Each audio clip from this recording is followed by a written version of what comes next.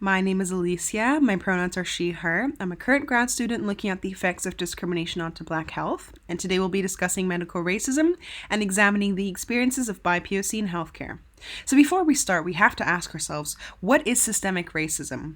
So systemic racism carries with it histories of discrimination that are embedded into our institutions and society, which reinforce bias and maintain advantage to those in power, which from a North American context are white settler colonial peoples. And so we see this systemic racism is in our prison population, where 26.4% of federal inmates are Indigenous, and yet Indigenous peoples make up 3 to 5% of the total population in Canada. We see systemic racism where Black folk across Canada are routinely stopped and questioned, needing to justify their place and position.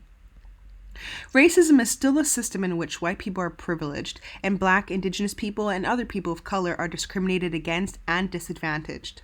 It is important to understand that privilege does not mean that all white people in our society are doing extremely well, but that they are not systematically disadvantaged and oppressed due to their skin color or race. Racism takes place on several levels. At the individual level, for example, it's about racist jokes, words, and remarks, but also about discrimination or violent attacks. Racism at the structural level affects the unequal opportunities in the labor and housing market, in schools and daycare centers, as well as the way in which people are treated by the police and other authorities. Racism on the sociocultural level means who is being heard and who is visible, which people are seen as the norm and which people are seen as diverse, who is typically shown in both film and television or even textbooks. And so this is James Marion Sims. He is the father of modern gynecology and the inventor of the vaginal speculum. The speculum is commonly used for pap smears during gynecological visits.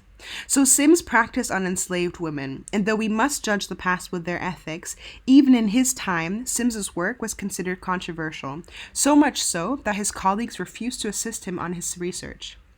Instead, he forced Anarcha, Betsy, and Lucy, the enslaved women who he mutilated, to assist his operations on one another. Through this method, he invented the vaginal speculum, which we still continue to use every day as a principal tool for gynecology.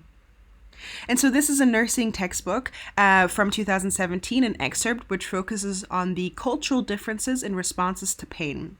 And what we see here is that racist assumptions are embedded and continually perpetuated within science and healthcare. A belief that Black people aren't as sensitive than white people, which justified Sims's experimentation on enslaved women, as they did not have the same pain tolerance as white Americans. This is an assumption which we still see in current educational books on ways to treat patients.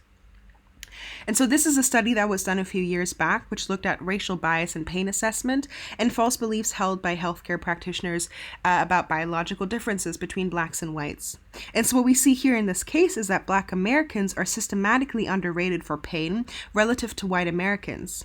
Black and Latino patients are 2 times as likely to receive no pain medication as white patients for the same painful long bone fractures.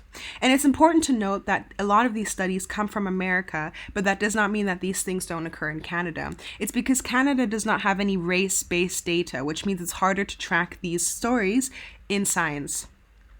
And so in general, what we see here is how scientists and doctors are relying on social categories and norms for research and biological understandings. This is a reminder that slavery and anti-Blackness still have an enduring legacy, in which nurses and doctors have assumptions about how Black bodies work and not acknowledging their pain and discomfort. And so as you can see, racism is very much still embedded within our healthcare systems. This is not a phenomenon which only affects Black patients, but we see time and time again how racism impacts the care and quality of Indigenous and other people of color in Canada.